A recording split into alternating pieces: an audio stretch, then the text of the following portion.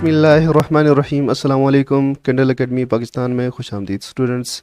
Second year physics federal and KP के board, हमारा second chapter या 12th चैप्टर भी कह लें, करंट इलेक्ट्रिसिटी चल रहा है और आज का हमारा टॉपिक है थर्मिस्टर। आज हमारा करंट इलेक्ट्रिसिटी का 6th लेक्चर है।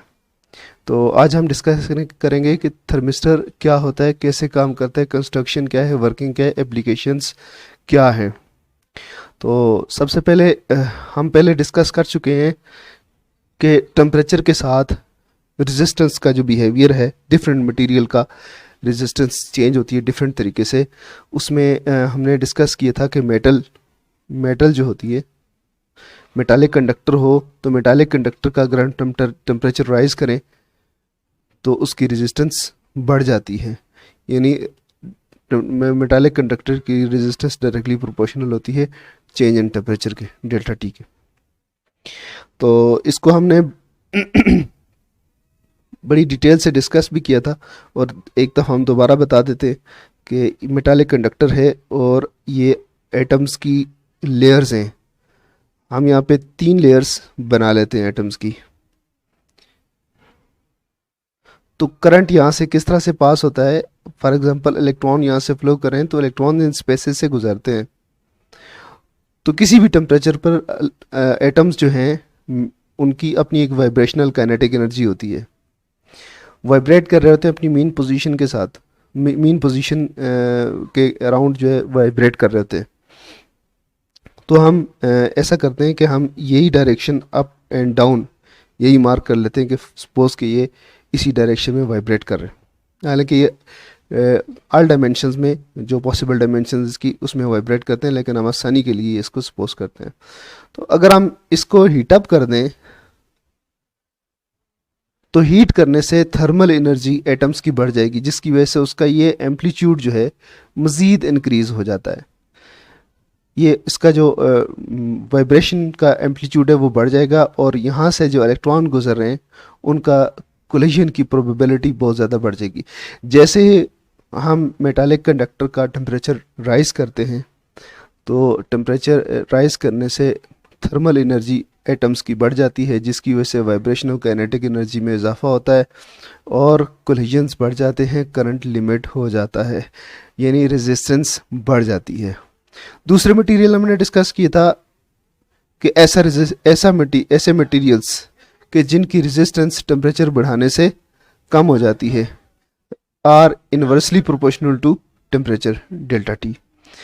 और हमने इसमें सेमीकंडक्टर्स के बारे में बात की थी। सेमीकंडक्टर्स ऐसे मटेरियल हैं कि अगर हम लो टेम्परेचर पे देखें तो इनमें फ्री इलेक्ट्रॉन्स मौजूद नहीं होते, तो करंट कैरियर्स यहाँ पे मौजूद नहीं है लो टेम्परेचर के ऊपर। लेकिन जैसे हम टेम्परेचर बढ़ाते जाते हैं यहाँ पे इलेक्ट्रॉन होल पेयर जनरेट होते हैं, जिसकी वजह से करंट फ्लो होना शुरू हो जाता है। जितना हम टेम्परेचर बढ़ाते जाते हैं इतने ही यहाँ पे इलेक्ट्रॉन होल पेयर जनरेट होते हैं और इसकी वजह से करंट यहाँ पे फ्लो होना शुरू हो जाता है। इसको इस तरह से देख लें कि सेमीकंडक्टर है, सेमीकंडक्टर का ये कंडक्शन बैंड है CB के लें और ये वैलेंस बैंड मौजूद है। वैलेंस बैंड के अंदर इसके इलेक्ट्रॉन्स मौजूद हैं, कंडक्शन बैंड के अंदर बहुत रेयर इलेक्ट्रॉन हैं और बेसिकली कंडक्शन जो है उन्हीं इलेक्ट्रॉन्स की मदद से होती है जो कि कंडक्शन बैंड के अंदर मौजूद होते हैं। लेकिन जैसे हम चूँकि यहाँ पे नॉर्मल टेम्परेचर पे, लो टेम्परेचर पे सेमीकंडक्टर्स के यहाँ पे बहुत कम इलेक्ट्रॉन मौजूद हैं, तो इसलिए नॉर्मल टेम्परेचर पे ये अच्छे कंडक्टर नहीं होते। लेकिन जैसे हम टेम्परेचर बढ़ाते जाते हैं तो यहाँ से इलेक्ट्रॉन एनर्जी गेन कर देते हैं और इस बैंड के अंदर, कंडक्शन बैंड के अंदर आ जाते हैं और यहाँ पे होल जनरेट हो जाता है। यहाँ पे होल होता है और यहाँ पे पेयर जनरेट हो जाता है। तो ये यहाँ पे इलेक्ट्रॉन, तो ये इलेक्ट्रॉन होल पेयर जनरेट हो जाता है, जिसकी वजह से करंट फ्लो होना शुरू हो जाता है सेमीकंडक्टर्स के थ्रू। और जितना हम टेम्परेचर बढ़ाते जाते हैं इतना ही सेमीकंडक्टर का जो सेमीकंडक्टर की रेजिस्टेंस है वो कम होती जाती है। ये तो 2 मटेरियल हैं जिनका हमने बिहेवियर डिस्कस किया था कि टेम्परेचर के साथ किस तरह से है। एक मटेरियल वो हैं कि जो रेजिस्टेंस जिनकी बढ़ जाती है, मेटालिक कंडक्टर्स, और दूसरे वो जिनकी रेजिस्टेंस कम हो जाती है with increase in temperature, with change in temperature, जिसमें सेमीकंडक्टर्स मौजूद हैं, नॉन मेटालिक कंडक्टर्स हैं और इलेक्ट्रोलाइट्स वगैरह हैं।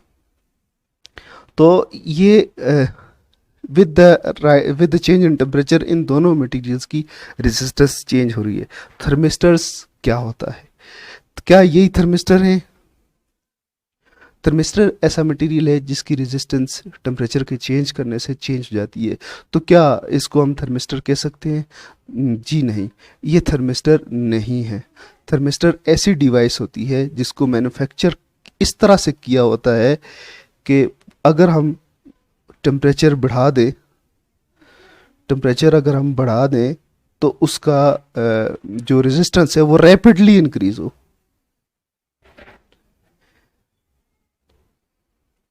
अगर हम टेम्परेचर चेंज करते हैं डेल्टा टी, थोड़ा सा टेम्परेचर को चेंज करें तो रेजिस्टेंस के अंदर चेंज जो हो वो बहुत ज़्यादा हो, रैपिड चेंज है, फ़ौरन चेंज है, टाइम ना लगे। यानी नंबर एक उसमें क्या होना चाहिए? Rapid rapid change in resistance with temperature, यानी टेम्परेचर बढ़ाएं तो फौरी तौर पर उसकी रेजिस्टेंस चेंज हो, टाइम ना लगे।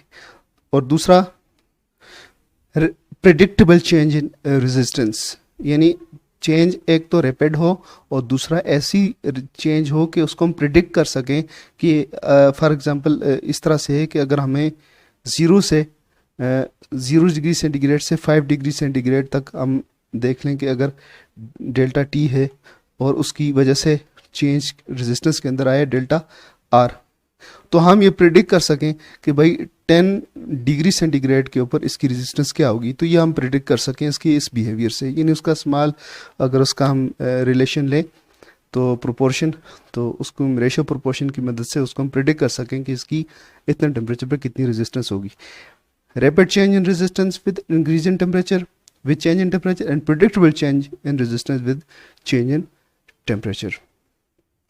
तीसरा, very high coefficient of resistance, alpha की वैल्यू बहुत ज़्यादा होगी।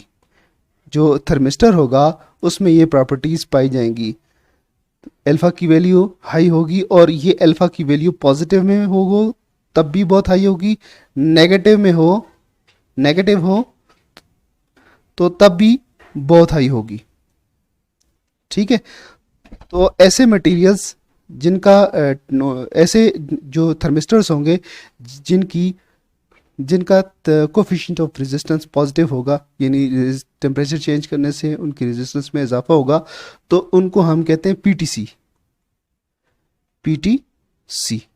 और ऐसे थर्मिस्टर्स होंगे कि जिनका टेम्परेचर बढ़ाने से उनकी रेजिस्टेंस कम हो जाएगी, रैपिडली कम होगी, प्रिडिक्टेबली कम होगी, तो उनको हम कहेंगे एनटीसी,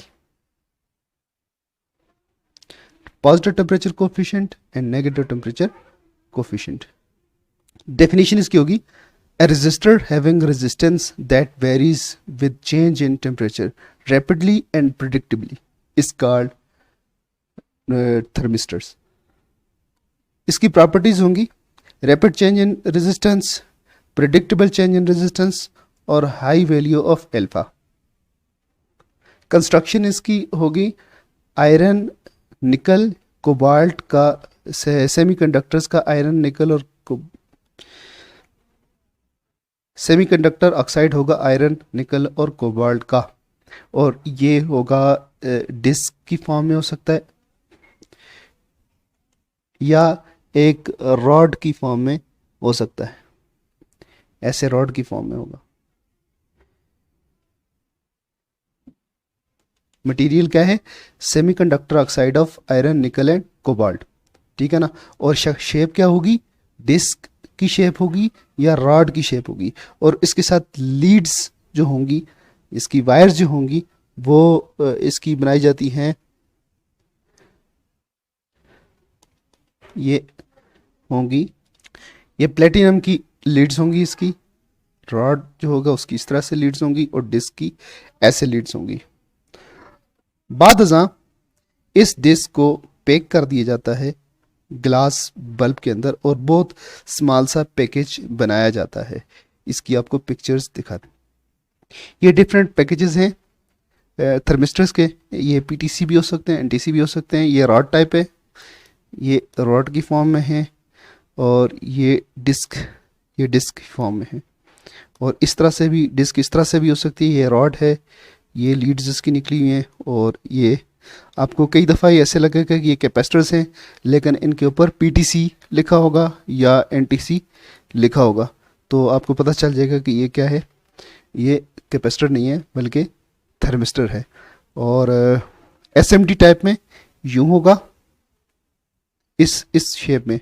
तो बहरहाल ये जितनी भी शेप्स हैं ये थर्मिस्टर्स की शेप इस पैकेजेस में, इन डिफरेंट पैकेजेस में आते हैं। इससे भी डिफरेंट पैकेजेस हो सकते हैं थर्मिस्टर के, तो आपको डाटा शीट से पता चल जाएगा। और दूसरी बात यह है कि उनके ऊपर पीटीसी या एनटीसी उनके नंबर से पता चलेगा। अदरवाइज़ ये कहीं आपको डायोड की शक्ल में नज़र आएंगे। ये जो जिस तरह ये है, ये जीनर डायोड या स्विचिंग डायोड की शक्ल में है। तो लेकिन आपको पहचान करनी पड़ेगी कि ये डायोड नहीं है। और ये इस तरह से डाइक भी होता है, डाइक भी नहीं है, ये थर्मिस्टर है। Next application of thermistors. तो थर्मिस्टर्स सर्किट्स में प्रोटेक्शन डिवाइस के तौर पे यूज़ होते हैं।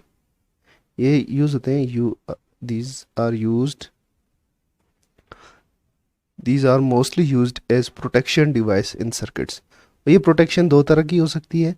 Number 1, surge current protection, and overheat protection. तो सर्ज करंट क्या होता है, पहले इसको देख लेते हैं। सर्ज करंट बेसिकली होता है कि अगर हम किसी भी अप्लायंस को हम ऑन करते हैं, तो फॉर एग्ज़ाम्पल इतना उसका जो करंट है स्टेडी स्टेट करंट, ये स्टेडी स्टेट करंट है उस डिवाइस का। लेकिन जैसे ही हम उसको ऑन करते हैं तो ये स्टेडी स्टेट से थोड़ा ऊपर निकल जाता है और फिर वापस आके ऐसे स्टेडी स्टेट करंट में कन्वर्ट हो जाता है। तो ये एक ओवरशूट है जिसको हम सर्ज करंट कहते हैं। तो बाज़ ऐसी अप्लायंसेस होती हैं कि जिनमें ये सर्ज करंट जो है डैमेज कर सकता है अप्लायंसेस को। तो इस तरह की अप्लायंसेस जो है उनमें सर्ज करंट प्रोटेक्शन के लिए एनटीसी यूज़ होता है। NTC negative temperature coefficient thermistors use होते हैं, एनटीसी। लेकिन ये ऐसी अप्लायंसेस हैं कि जिनमें हीटर इन्वॉल्व होता इस तरह है कि यहाँ पे ये लगा दिया जाता है थर्मिस्टर टी, और इसकी सीरीज़ में हीटर लगा हुआ है। ये हीटर है। तो ये हीटर के साथ यहाँ पे इसको वोल्टेज सोर्स मिल जाता है। तो ये आगे कोई भी डिवाइस है जिसको हीटअप करना है, तो ये हीटर मौजूद है।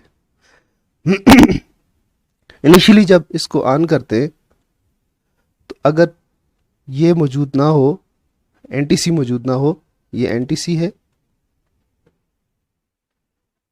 अगर एनटीसी मौजूद ना हो तो यहाँ से एक स्पाइक जनरेट होगी जो इस डिवाइस को डैमेज कर सकती है, जिसको हम हीटअप करना चाह रहे हैं। या फिर ये हीटर डैमेज हो सकता है सर्ज करंट की वजह से, फ़ौरन जो ज़्यादा करंट रहा होगा।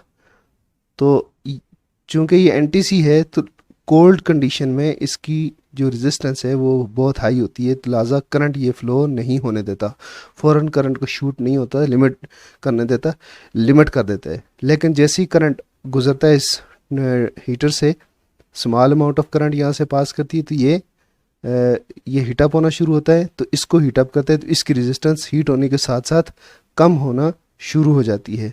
तो बजाय इसके कि इस तरह का रिस्पॉन्स जनरेट हो, तो फिर इसमें इस तरह का रिस्पॉन्स जनरेट होता है। ऐसे स्लोली ये होता है और अपनी स्टेडी स्टेट करंट के ऊपर आ जाता है। तो ये इन अप्लायंसेस में ख़ास तौर पे ये heaters of the radio valves, जिनमें आपको सर्ज करंट डैमेज कर सकता है, और इसमें हीटर भी इन्वॉल्व होता है, क्योंकि थर्मिस्टर जब हीटअप होगा, एनटीसी ख़ास तौर पे हीटअप होगा, तो तब इसकी रेजिस्टेंस कम होगी और ये करंट को अलाउ करेगा। तो इस तरह से इसकी एप्लीकेशंस है as a current surge current protection. दूसरी इसकी एप्लीकेशन है एज ओवरहीट प्रोटेक्शन।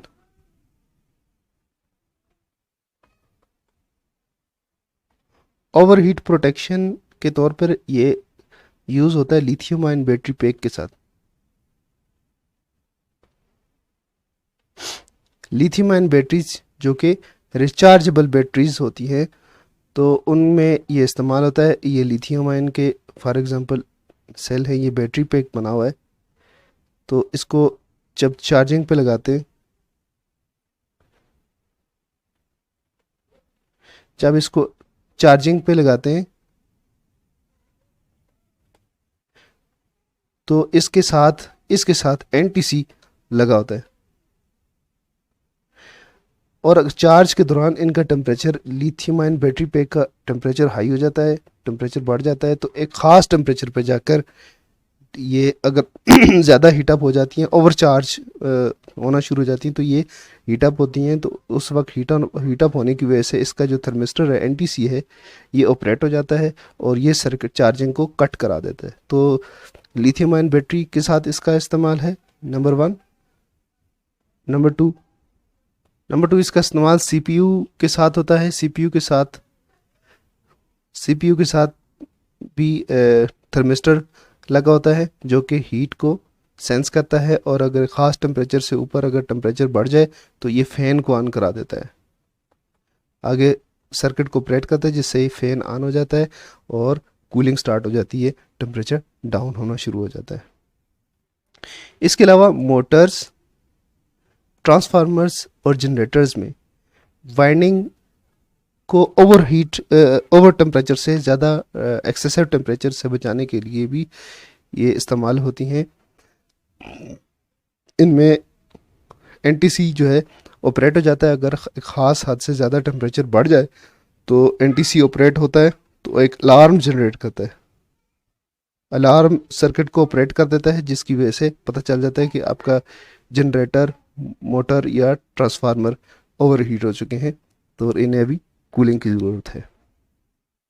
इसके अलावा refrigerators, freezers, hair dryers, curling irons, toasters, air conditions, fire alarms, इस तरह की बहुत सारी चीज़ें जिनमें हमें थर्मोस्टेट की ज़रूरत होती है, टेम्परेचर को कंट्रोल करने की ज़रूरत पड़ती है, तो उनमें एनटीसी यूज़ होता है, negative temperature coefficient thermistors use होते हैं। तो आज का लेक्चर इतना ही है, इजाज़त दीजिए, अल्लाह हाफिज़।